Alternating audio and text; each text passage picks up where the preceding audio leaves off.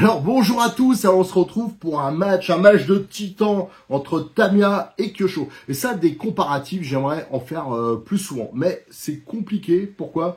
Parce que déjà, automatiquement, on se fâche avec une marque. Alors bon, moi je suis maqué avec aucune, donc ça va. Mais il y en a toujours une qui va pas apprécier. Des fois, je reçois des petits mots, j'ai déjà fait sur d'autres produits. Après, je reçois des petits messages, des fois. Il y en a qui le prennent bien aussi, qui savent que, voilà, bon. Mais ce que je trouve intéressant dans les matchs, c'est que ça permet, que ce soit pour un débutant ou même quelqu'un qui a plus de connaissances dans l'RC, mais qui pratique pas la catégorie, de l'aider, parce que il y aura toujours une voiture adaptée à ce que vous voulez pratiquer. Là, notre match, il va concerner une Kyosho, une Tamiya. Mais il y en a pour certains, même quelle que soit l'issue du match, les plus, les moins, ce sera peut-être, il y en a d'autres, enfin voilà, selon l'utilisation que vous allez faire, il y en aura peut-être une qui sera plus adaptée à votre usage, voilà, ça dépend. Si par exemple, je fais pas les conclusions d'entrée, parce que pour l'instant, on n'a rien regardé, mais celui qui aime plutôt le côté un peu maquette roulante, il va peut-être plus se tourner vers une Tamiya. Celui qui va chercher un peu plus la performance, il va peut-être plus aller vers la Kyosho. Voilà, donc ça, ça dépend vraiment de votre utilisation, de votre budget aussi, de votre degré de niveau de bricolage pour faire les préparations. Voilà, il y a plein de choses qui peuvent rentrer là-dedans. Alors, pourquoi du rallye? Parce que déjà, l'occasion fait le larron. Il y a donc la nouvelle Subaru qui vient de sortir rallye chez Kyosho, et ça c'est vraiment tout nouveau, le nouveau kit avec des suspensions, enfin, il est vraiment pensé rallye, à ne pas confondre avec la version, je crois que c'est la 2006 qui était déjà sortie avant en Subaru, et il y en a qui se sont fait avoir déjà, ils ont dit ouais je fais une bonne affaire, elle est moins chère, non mais c'est juste un châssis piste classique Phaser, et dessus ils ont mis une carrosserie Subaru. Là c'est pas du tout le cas avec ce modèle là, d'ailleurs que j'ai nommé le meilleur châssis que j'ai eu l'occasion de tester, c'est mon coup de cœur de l'année 2023, et pourtant j'en ai monté beaucoup. Et je vais pouvoir la comparer. Pourquoi? Pour comparer, il faut une note aussi autre chose, c'est que il faut bien connaître les modèles. Et les Phaser, ça fait longtemps que je roule avec, que j'en bricole, donc je les connais bien. Et les Tamiya encore plus, notamment la TT02, celle-là c'est la mienne. Et là je suis en train de me monter une Phaser, mais en partant rallye, mais en prenant le kit, parce que ça existe en kit à part. Le kit de transformation, et en prenant comme base une Phaser semi-kit. Voilà, donc comme ça je vais pouvoir la bricoler à ma sauce, et surtout je vais pouvoir vous faire toutes les vidéos là-dessus. Alors, ce comparatif, on va comparer quoi? On va comparer tout ce qui est tarif, tarif final pour arriver à un équipement équivalent, le prix des options, le prix des pièces, l'équipement d'origine, la fiabilité, les performances. Enfin, on va essayer de vraiment rentrer dans les détails. Qu'est-ce qu'on va voir aussi? Alors, pourquoi aussi du rallye? C'est parce que pour moi, c'est la catégorie... enfin, le souci qu'il y a souvent dans les voitures 1/10, c'est que c'est souvent des versions piste. Et rouler sur un parking, bon, ça va 5 minutes, mais les versions rallye, ça permet d'avoir un usage beaucoup plus mixte. Et c'est quand même, je trouve, ça c'est un avis personnel, quand même plus amusant à la longue. Même si j'adore les voitures de piste, j'en ai plein, mais enfin je les collectionne même. Mais l'usage est quand même beaucoup plus limité. Et pourquoi Tamiya et Kyosho? J'ai déjà dit parce que je les connais bien, et parce que c'est les deux seuls modèles qui sont distribués par des distributeurs qui sont en France, qu'on trouve facilement les pièces, tout ça. Il y a des choses qui existent qui sont plus exotiques, mais les distributions elles sont plus aléatoires. Alors je sais qu'il y a aussi, c'est les seuls aussi qui respectent l'échelle, parce qu'il y a des voitures comme Rallye, comme Traxxas, tout ça, mais ça ressemble à rien. Enfin moi, c'est mon avis, c'est des carrosseries entre guillemets propriétaires qui montent que là-dessus. C'est beaucoup plus large, c'est sur des bases short course. Donc ça n'a rien à voir, c'est pas, pour moi c'est un buggy sur lequel on a posé une carrosserie qui ressemble vaguement à une voiture rallye. Par contre c'est performant, mais on peut pas les comparer. Si on fait des arsouilles, on peut pas rouler ensemble. C'est pas possible, c'est pas la même échelle. Là ça respecte vraiment l'échelle 1/10, même s'il y en a une qui est un peu plus large que l'autre, on va le voir. Allez, on va tout de suite commencer ce comparatif en vous les représentant sommairement, et on va commencer à parler prix, parce que ça c'est important quand même, le tarif. Allez, j'ai mis les deux voitures devant moi. Alors, avant d'attaquer, je voudrais faire quand même une précision et aussi des remerciements. Merci encore à Cyril de Modis 34 parce que sans lui, j'aurais pas pu faire ce comparatif. Moi, j'ai pas les moyens d'acheter toutes les voitures, quoi. C'est le délire. Des fois, on me dit ah ben pourquoi t'as pas présenté ça? Ouais, non, mais vous imaginez les budgets, quoi. Ce serait non, j'ai pas gagné au loto et j'ai pas de subvention, donc là-dessus, je compte vraiment sur Cyril. Sans lui, bah, je pourrais pas faire tout ça. Et de temps en temps, mais c'est méga, mais de plus en plus rare. Des fois, il y a un petit coup de main d'un distributeur, mais je vous dis, ça devient vraiment une fois par an à tout casser. Et encore. Donc je le remercie. Et en plus, il suit un peu tous mes délires. Moi, il y a quelques années, j'utilisais une voiture française qui s'appelait le Pictor, et ils avaient sorti un kit premier secours qu'il fallait acheter, mais qu'on pouvait commander la voiture directement avec. Et moi, je trouve que c'est génial, parce que quand quelqu'un achète une voiture, par exemple un débutant, quand il achète une bagnole, mais il a rien. Déjà, il a pas les outils, souvent il a pas les bons outils, mais il a pas de clips de carrosserie, il a pas d'écrou de roue, il a pas, s'il pète un roulement, il perd une vis, mais il a rien, il a pas de double face, ni rien. Alors, j'avais proposé pour Noël, Cyril, j'ai dit, si tu veux, moi j'aimerais bien que ce soit direct avec les voitures. Si tu pouvais offrir ça, moi, je lui avais proposé de le créer moi-même. Donc, je lui ai fait des petits kits pour les premiers secours où il y a tout ça. Et ça a eu pas mal de succès. Et là, je lui ai dit, bah, ce qui serait bien, c'est que ça obligeait, en fin de compte, j'avais dit, bah, il faut que dans les commentaires, quand il commande les bagnoles, bah, il faut qu'il le mette. Et en fin de compte, pour lui, c'était dur à gérer. Il y en a qui n'avaient pas mis, qui lui réclamaient après. Enfin, c'était un bis, quoi. Et donc, bah, je lui ai dit, ce serait bien. Alors, même, ça lui fait un budget, c'est sûr, il faut les préparer. Mais maintenant, systématiquement, quand vous achetez une Tamiya ou une Kyosho Phaser, enfin, il listera les voitures, ou un Rogue, un truc comme ça. Tous ceux qui ont au moins les roulements, un peu la visserie, tout ça en commun. Parce que bien sûr, après, il y a certains modèles où les roulements sont complètement différents. Donc là, ça devient vraiment compliqué. Il l'offrira systématiquement. Vous commandez la bagnole, vous aurez le kit premier secours. Et je peux vous assurer que pour un débutant, c'est quelque chose qui dépanne bien et qui vous évite de faire plein de frais. Parce que si vous êtes obligé de vous taper, d'acheter 10 roulements, histoire d'avoir du dépannage, genre vous avez besoin qu'un ou deux dans la caisse, vous tapez à chaque fois pour la visserie des paquets de 10, d'acheter un paquet de double face et compagnie, ben, votre budget, dès le départ, il va vraiment s'accentuer. Alors voilà, ça c'est important. Et je le rappelle qu'il y a le code promo que je mets sur les vidéos à chaque fois au début. C'est valable toute l'année. Ça vous fait 5% sur tout le matos. Donc ça c'est important. Et qu'il faut être enregistré pour que ça marche. Vous voyez la petite case pour le rajouter. Voilà, ça c'était le côté pour vous donner quelques nouvelles, des petits changements qu'il y aura. Donc quand vous achetez une voiture, vous avez le kit premier dépannage qui est livré avec. Alors on va parler d'entrée des carrosseries. Alors là, vous avez celle de la Kyosho. Malheureusement, celle de la Tamiya, je peux pas vous le montrer, parce que déjà, à la base, c'est une Lancia Delta. Et ça, c'est une carrosserie bidon que j'avais trouvé, que j'avais mis parce que j'avais pas le temps. Regardez, une Subaru. Mais quand même, comme je les connais bien, voilà, c'est ça, normalement. Par exemple, pour la Subaru, c'est donc une 99. Là, c'est une 2002. C'est pour ça que c'est pas tout à fait les mêmes modèles. Et il existe chez Tamiya un châssis sur châssis TT01, encore une autre carrosserie, je crois, qui est plus proche de celle-ci. Mais ne tenons pas compte du modèle de carrosserie, puisque autant chez Kyosho, et pour l'instant, il n'y a que la Subaru, chez Tamiya, il existe, il y en a plein de disponibles. Et je rappelle aussi que Cyril de Modix 34, il propose des carrosseries, d'ailleurs, qui sont beaucoup moins chères à peindre et qui sont adaptables. Tiens, justement, en parlant de prix, ça fait mal. C'est à peu près similaire sur les deux marques. Sauf que là, c'est souvent vendu déjà peint et décoré. Alors, je crois qu'il y a aussi des versions à peindre.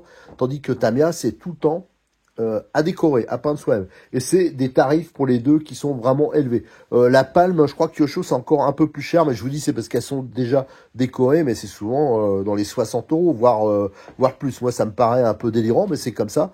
Par contre, c'est vraiment des belles carrosseries. Alors, Tamiya, au niveau finition, autocollant, tout ça, alors je rappelle qu'il faut le faire soi-même, c'est quand même un cran au-dessus, c'est normal parce que Tamiya, à la base, c'est une marque de maquettes, ils faisaient des maquettes au début, donc c'est vraiment toujours très, très fin. Les moulages, c'est de la bonne qualité, de l'excellence, c'est vraiment nickel.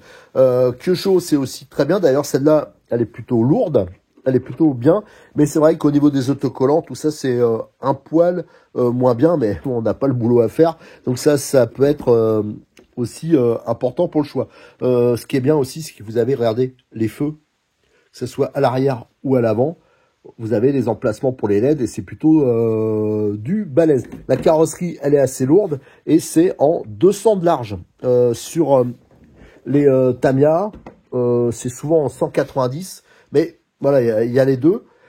Je rappelle que pour les deux voitures aussi, à chaque fois dans les voitures, vous avez les moyeux qui sont livrés d'origine sur la Tamiya et sur Kyosho pour passer soit de 190 à 200. Donc la voie, je rappelle la voie là, c'est la largeur de la voiture, elle est réglable. Pour l'empattement, quand on parle de dimension, les deux c'est à 260, hein, donc c'est identique. Mais voilà, c'est juste qu'il y en a une qui est en 200 et l'autre qui est en 190. C'est ça qui fait la différence de voie. Allez, maintenant, ce qu'on va parler, tiens, par exemple, des roues. Alors, pour les pneus, ça, c'est vraiment le standard qu'on connaît le plus, hein, ce profil de pneus. C'est vraiment efficace, ça accroche bien. Ça, c'est pas, c'est les jantes donc de la version Lancia Delta. Mais ça, par contre, les pneus, j'avais pas mis les Tamiya pour la mienne. J'avais pris des pneus chez Cyril, hein, qui étaient, c'est similaire. Ils sont moins chers, mais en plus, ils sont plus tendres, ils accrochent plus. Donc, ceux-là, c'est vraiment très bien. Et on voit que au niveau des ports, hein, il est quasiment à zéro. Par contre, le déport sur Kyosho est différent. Il y a un peu plus de déport, ce qui explique la voie un peu plus large. Et on voit aussi que les pneus, le dessin est un peu différent. Alors, par rapport à du Tamiya d'origine, ils sont un peu plus tendres. Voilà, alors, il faudrait vraiment les tester, les comparer pour voir la différence. Mais moi, je vais vous montrer ce que je vous conseille. Parce que ça, on l'a testé sur notamment la voiture à Didier. Mais moi, j'ai testé sur notre voiture. C'est cet ensemble. Donc là, on a les pneus tendres. Donc là, toujours comparé à Tamiya, ils sont plus tendres que ceux-là, donc il y a une forte accroche, et des jantes qui sont plutôt balèzes, avec un petit déport. Donc là, ça correspondrait plus à ce qu'il y a sur la Kyosho, mais ça monte de toute façon tout à fait sur la Tamiya. Je vous donne la référence, alors ils sont à coller, hein, mais les jantes, elles sont vraiment balèzes, c'est vraiment bien adapté, donc forte accroche et jantes balèzes, et c'est la référence M1950, et ça vaut 10,80 €, je crois, la paire. Ceux-là, ils sont franchement redoutable, hein, ça n'a rien à voir avec les pneus d'origine. Voilà. Qu'est-ce qu'on peut dire aussi au niveau des fixations? Là, c'est classique, c'est avec Nistop. D'ailleurs, je rappelle, dans le kit premier secours, il y a des Nistop épaulés qui sont livrés avec, hein, donc ça sert tout le temps. Tandis que là, il y a une vis centrale qui est, alors donc ça fait un peu plus discret, c'est sûr, mais faut pas s'inquiéter. Derrière, c'est un hexagone tout à fait classique, hein, c'est pareil sur les deux.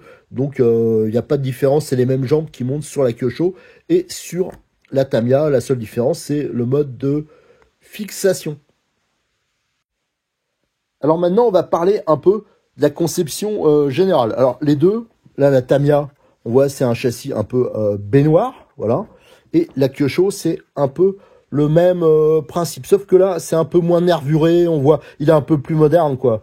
Là, il y a beaucoup de nervures. D'ailleurs, ça m'a posé des problèmes. Putain, il y a encore un caillou qui s'est mis. J'ai roulé hier avec. Et les cailloux, ils ont tendance à se mettre. Alors d'ailleurs, ce que je vais faire, je vais combler. Tandis que là, il y a moins de chance, même si ça peut arriver. Ça m'est arrivé sur un autre modèle. Ça m'avait bloqué la direction, mais c'est juste le caillou. On a vite fait de le virer.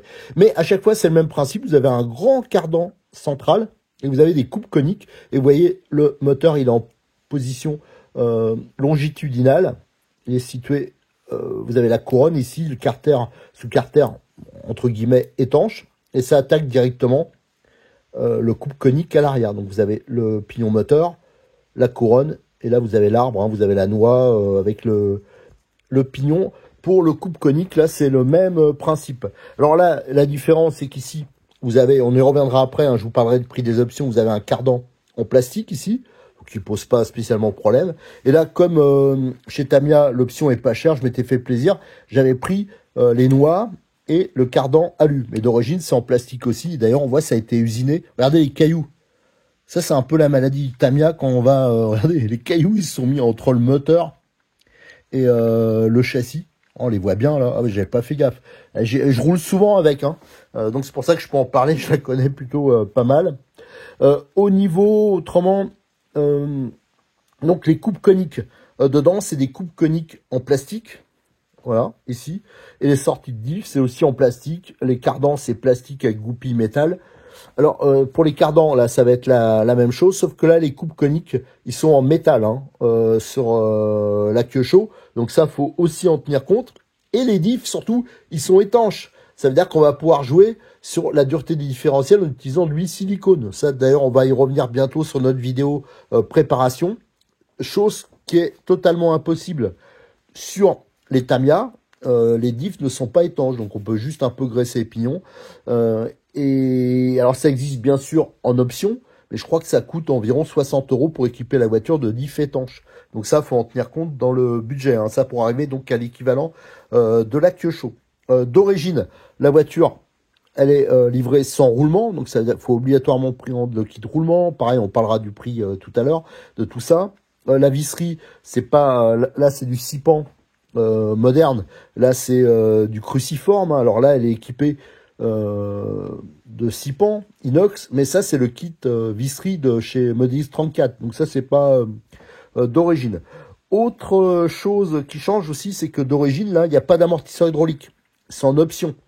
Là, par contre, on a directement les amortisseurs. En plus, les amortisseurs plutôt bien faits. C'est vrai qu'ils sont un peu plus gros que d'habitude. Et franchement, c'est hyper onctueux. Donc là, il y a quand même un gros point pour le modèle Kyosho. Mais je vous dis, hein, à chaque fois, ça dépend de ce qu'on cherche. Alors maintenant, on va parler aussi... Ah oui, j'ai oublié de parler aussi tout ce qui est motorisation d'origine. Alors là, moi, c'est pas celui d'origine. Mais quand vous achetez une TT02, vous avez automatiquement le contrôleur et le moteur qui est livré avec. Alors généralement, le moteur, c'est un simple 27 tours, tout à fait classique. Et le contrôleur, c'est de l'Hobby-Wing, soit un 1060 ou un 1040.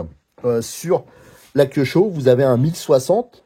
Alors donc ça, c'est le mieux qu'on peut avoir. Hein. Et vous avez surtout un gros moteur, un 14 tours en 550. Enfin, un faux 550, mais bon, voilà, avec la turbine, franchement, il marche super bien le moteur. Là, vous avez quand même d'entrée des performances qui sont largement supérieures à la Tamiya au niveau motorisation, hein, je parle. Hein. Là, le moteur, il est d'entrée bien. Il est bien adapté au rallye. C'est largement assez suffisant. Donc ça, c'est aussi quelque chose, il faut en tenir compte. Et on y reviendra aussi au niveau de la radio. Kyosho livre une très bonne radio d'origine. Là, bien sûr, c'est livré sans radio, faut le prendre à part. Allez, je vais chercher ma petite liste, parce que j'ai besoin de la liste. On va parler prix, justement. Alors, comme c'est la Kyosho qui est mieux équipée de boîte, mais c'est aussi la plus chère, hein, ça c'est important, on va prendre comme base la Kyosho et la Tamiya. Après, on va voir ce qu'il faudrait rajouter pour arriver à l'équipement de la Kyosho. Et là, on pourra vraiment comparer le prix. Alors, elle est, en gros, allez, on va arrondir, hein, 340 €. La Kyosho. Hein. Donc, elle est livrée avec la radio, tout. Il manque juste la batterie et le chargeur, si on n'a rien d'autre. La Tamiya, alors je parle les Tamiya TT02 Rallye en général. Là, on a la voiture, faut compter environ 140 €. À ça, il faudra rajouter une radiocommande. Allez, on va dire, pour avoir l'équivalent de la Kyosho, il faut mettre au moins 50-60 €. Voilà. Allez, on va dire 50 €, on va pas pousser trop. Le cerveau, dans les minimums, c'est 16 €, 15 €, voilà, on va dire. Ensuite, qu'est-ce qu'il faut rajouter? Bien sûr, il faudra rajouter tout ce qui est peinture, parce qu'il y a pas, la carrosserie n'est pas peinte. Alors allez, on va dire une bombe de peinture, c'est 8 €. On va mettre 2 bombes, mais je tiens pas en compte tout ce qui est normalement peinture, pinceau. Il y a souvent des petits détails, mais allez, on va arrondir à 16 €. Ensuite, je rappelle que celle-ci, elle a les amortisseurs hydrauliques d'origine. Donc sur la version Tamiya, il faudra rajouter 2 fois le kit amortisseur. Donc je crois que c'est 29 €. Donc ça fait 58 € au total. Hein, je crois que c'est 2 et 2 qui sont vendus. Ensuite, on aura besoin des roulements, le kit roulement. Là, je vais prendre le kit roulement de chez Modélisme 34 pour avoir quelque chose qui est moins cher que le kit roulement d'origine. Hein, c'est quasiment 2 fois moins cher. On va compter 16,50 €. Ensuite, on a la protection. Ah oui, je l'ai pas mis, mais ah oui, j'ai oublié de la mettre. Bon, elle n'est pas à côté de moi, mais c'est pas grave. Mais ici, il y a une protection pour tout ce qui est pour les cailloux et compagnie qui vient se mettre là. et qui est livré d'origine. C'est vrai que ça, j'aurais dû, je vous montrerai après. Si on le rajoute sur la Tamiya, parce que ça existe pour la Tamiya, mais c'est une option, c'est 20 € de plus. Au niveau du moteur, je peux pas comparer le moteur 27 tours à celui qui équipe la Kyosho. Donc on va mettre le moteur, même le moins cher, mais qui est, alors pas la qualité du Kyosho, mais un modèle qui arrache bien. J'ai regardé chez Cyril, on va rajouter 15 €. Et si j'avais voulu rajouter pour avoir la visserie équivalente, le kit visserie chez Modis 34, alors là il est quand même mieux que le Kyosho, mais pour l'équivalent, c'est 20 €. Voilà, donc là j'ai fait le total et on arrive à 335 €. En fin de compte, si on additionne, on arrive au même prix, sauf que voilà, donc le prix total sera équivalent pour avoir le même équipement. Il y aura quand même une différence, c'est que là les amortisseurs, les différentiels, c'est des coupes coniques métal et sont étanches, ce qui n'est pas le cas sur la Tamiya. Alors si je voulais rajouter encore ça sur la Tamiya, on arriverait à 63 € de plus à rajouter. Donc vous voyez, ça peut vite chiffrer. Mais comme je vous dis, c'est vraiment voilà, par rapport à ce qu'on veut faire. Si on veut avoir une voiture à monter, si au début on s'en fout que ça soit pas bien équipé, qu'il y a pas les amortisseurs, qu'il n'y a pas des choses comme ça, qu'elle aille pas bien vite. Si on s'en tape, à la limite, la Tamiya, on peut la faire évoluer dans le temps. Voilà. Alors maintenant, ce qu'on va évoquer, je vais aller chercher ma petite liste. On va parler du prix de la casse. Alors, je vous le dis tout de suite, hein, ce genre de bagnole, ça casse pas. Moi, sur la Tamiya, j'ai jamais rien pété. Et sur une Phaser, j'ai jamais rien pété non plus. Pourtant, ça fait des années que je roule avec. Donc, c'est pas vraiment un souci. Mais on va parler des pièces et des options.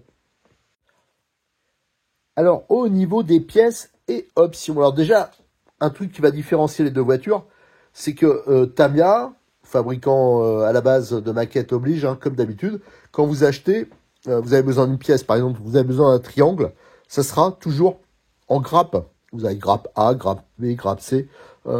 Donc ça, faut en tenir compte. Alors, c'est pas spécialement gênant, hein, mais c'est assez différent. Le plastique aussi, normalement, il est quand même moins bien sur les Tamiya, même si ça casse pas, hein, c'est pas ça, mais il est quand même plus technique sur une Kyosho, parce que c'est plus quand même des plastiques comme on peut retrouver un peu sur des voitures de compète, quoi, plus haut de gamme.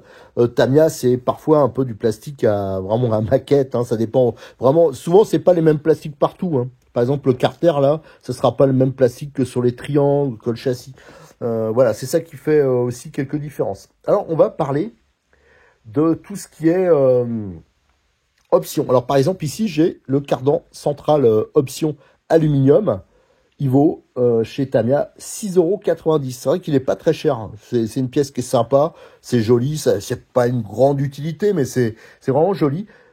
Si vous prenez l'option qui est rouge, hein, pareil en alu chez Kyosho, là vraiment on arrive à 13 €. Par contre, il y a des empattements différents. Je crois qu'il y a 2 ou 3 longueurs différentes parce que il y a plusieurs châssis phaser. Donc ça permet d'adapter aussi la tenue de route et aussi plusieurs types de carrosserie. Donc voilà, là il y a déjà une première différence. Les noix, ici, c'est aussi une option que je m'étais pris. Alors les noix, c'est 8 € je crois les deux. Voilà, en plastique. Chez Kyosho, c'est un peu différent. C'est des noix en métal. Et c'est vendu séparément. Je crois que c'est 12 € la noix, quelque chose comme ça. Donc là, on voit aussi, c'est plus cher. Mais par contre, c'est en acier. Si on prend la couronne, parce que, alors moi, j'en ai jamais abîmé, mais si vous avez besoin d'une couronne d'avance, ça c'est bien d'en avoir une éventuellement. Mais comme les entredents sur les deux voitures sont prédéterminés, normalement, on ne peut pas les abîmer. Mais chez Kyosho, c'est 8 €. Chez Tamiya, comme je vous l'ai dit, c'est sous forme de grappe. Donc, c'est vrai que vous avez couronne centrale, vous avez couronne de coupe conique. Il y a plusieurs pièces. Et là, c'est, je crois, je l'avais noté quelque part, c'est 5,50 €. Donc, on voit là aussi, je vous dis, c'est moins qualitatif au niveau matière, mais c'est moins cher. Si on prend les pignons moteurs, par exemple, vous voulez changer le rapport de démultiplication, chez Tamiya, souvent, c'est vendu par deux. C'est environ 10 € les deux, c'est souvent en aluminium, hein. Chez Kyosho, c'est plutôt proche des, je crois que c'est 11 € ou 12 €, et c'est des pignons en acier. Au niveau des supports moteurs, parce que d'origine, les deux, là, vous avez les supports qui sont en plastique, c'est pas mal de mettre l'option support alu, ça permet d'avoir un montage plus rigide et un peu plus de refroidissement. Alors, chez Tamiya, il est à 17,40. Chez Kyosho, il est plus cher quand même. Il est, même s'il est un peu mieux conçu, je trouve, il est quand même à 30 euros. Donc ça, faut en tenir compte aussi. Les triangles, je vais prendre qu'il y a une pièce courante, mais franchement, pour les péter, faut y aller. La triangulation. Chez Kyosho, vous avez une petite grappe. Alors, je crois qu'il doit y avoir un triangle de chaque, un truc comme ça. C'est 12,50 €. Chez Tamiya, c'est 12 €, mais je crois qu'il y a tous les triangles. Voilà, c'est une grappe complète. Voilà, ça, c'était vraiment pour vous donner des indications de prix. Alors, ce qu'on peut voir, c'est que au niveau des options, alors ça dépend lesquelles, ça dépend lesquelles, mais globalement, c'est plus cher chez Kyosho. Mais je trouve qu'elles sont un poil de meilleure qualité. Bon, voilà, alors même si Tamiya, c'est très bien. Bon, bien que c'est pas vraiment vrai, parce que pour les cardans centraux, par exemple, c'est de la super cam. Voilà, ça dépend vraiment des pièces. Mais voilà, c'est un peu plus, c'est plus cher chez Kyosho. Et pour les pièces détachées, c'est aussi un peu plus cher. Mais par contre, les options, une fois qu'on les a, bon, bah, c'est définitif, quoi. Genre, c'est pas un truc qui va se bouffer. Et au niveau des pièces détachées, je peux vous assurer que c'est méga solide. Alors, qu'est-ce qu'on pourrait comparer de plus? Alors là, on a déjà comparé tous les prix. Je pense qu'on a mis toutes les infos. Aussi les différences d'équipement. Qu'est-ce qu'on peut dire? Ben, pour moi, à titre personnel, là, je parle que des châssis. Je vois pas ce qui peut concurrencer pour celui qui cherche. Voilà, par exemple, je vais prendre l'exemple du domaine Bois de Rose où on roule là.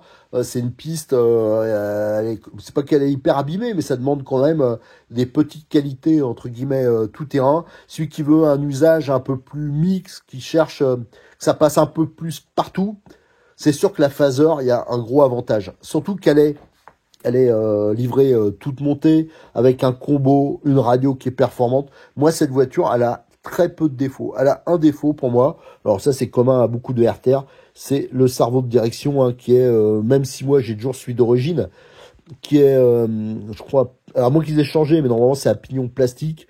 C'est vrai que si on met un cerveau un peu plus performant, c'est pas un gros budget. Par exemple, vous montez un S12, c'est je crois 25 €, vous aurez quelque chose encore mieux. Et aussi l'emplacement du récepteur. Alors ça va qu'il y a la petite baignoire qui va au-dessus, qui protège bien, mais il y a un peu moins de place au niveau équipement pour mettre l'équipement électronique. Mais moi, cette voiture, elle a vraiment très peu de défauts.